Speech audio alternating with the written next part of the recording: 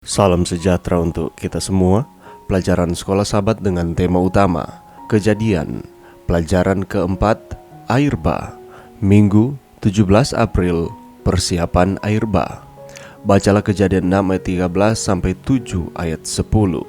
Pelajaran apakah yang dapat kita pelajari dari kisah menakjubkan tentang sejarah manusia mula-mula ini?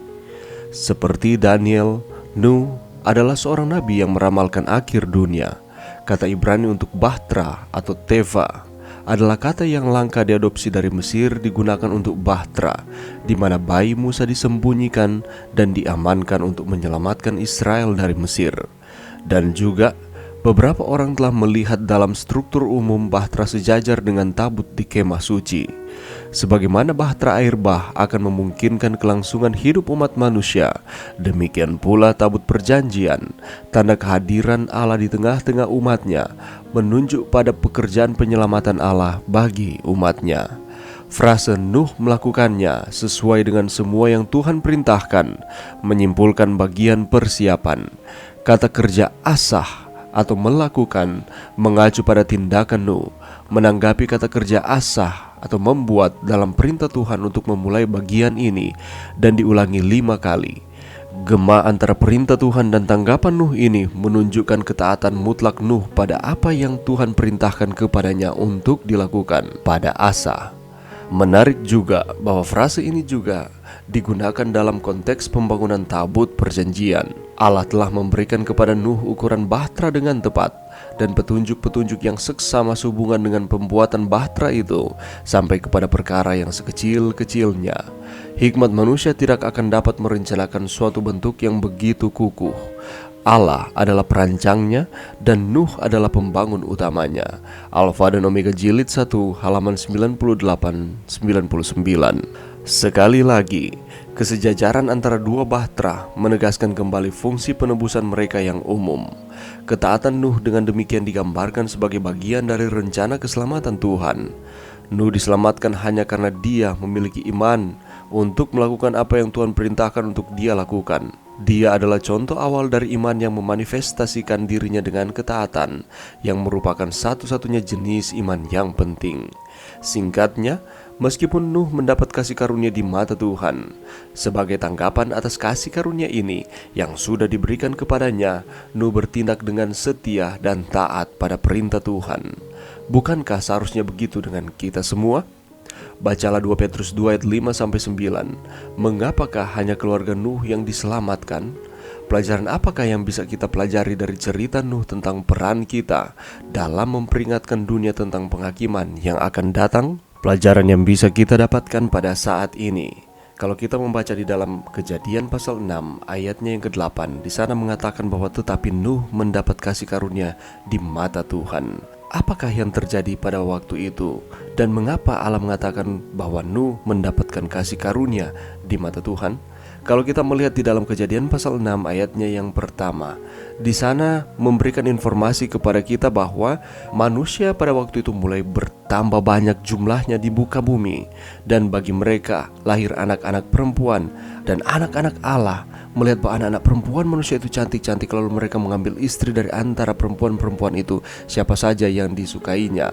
Kalau kita mempelajari pelajaran minggu yang lalu, anak-anak Allah adalah anak-anak dari keturunan Set dan selanjutnya.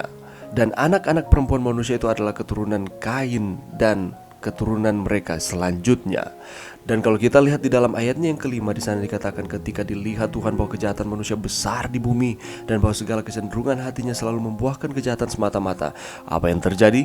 Maka menyesallah Tuhan karena ia telah menjadikan manusia di bumi, dan hal itu memilukan hatinya oleh karena mereka hidup dengan tidak setia kepada Tuhan.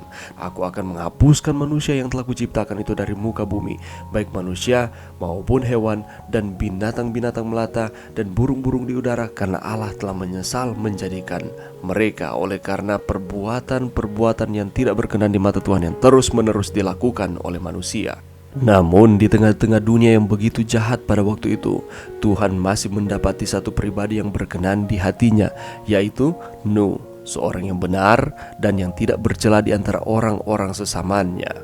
Kalau kita melihat definisi nama dari Nuh, berasal dari kata Noach atau Noah, yang berarti istirahat, tentram, atau memiliki makna sabat atau penghiburan.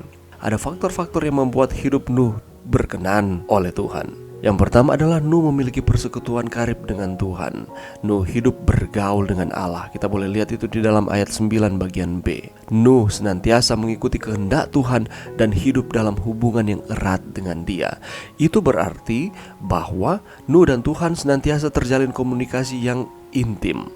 Faktor yang lain adalah Nuh taat melakukan kehendak Tuhan. Kejadian 6 ayat 22. Sekalipun perintah Tuhan itu sulit untuk dilakukan dan sangat tidak masuk akal, Nuh tidak melakukan perbantahan dengan Tuhan. Dia tidak menggunakan akan pikirannya, kepintarannya untuk berargumen dengan Tuhan.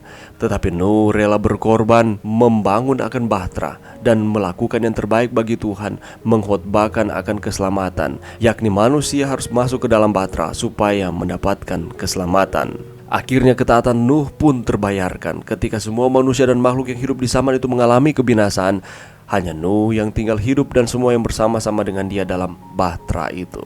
Mari kita belajar dari kehidupan Nuh. Nuh mendapatkan kasih karunia di mata Tuhan. Dan sebagai tanggapan atas kasih karunia ini yang sudah diberikan kepada Nuh, Nuh bertindak dengan setia dan taat kepada perintah Tuhan, taat kepada instruksi Tuhan. Walaupun itu kelihatan mustahil, tetapi tidak ada yang mustahil bagi Tuhan. Mari kita dengan taat melakukan akan kehendak Tuhan dan hidup tanpa berkompromi dengan dunia. Mari berdoa. Terima kasih Tuhan atas firman-Mu pada saat ini. Bantu kami Tuhan untuk kami terus taat terhadap instruksi perintah-perintah Tuhan di dalam kehidupan kami. Ini doa kami di dalam nama Yesus. Amin.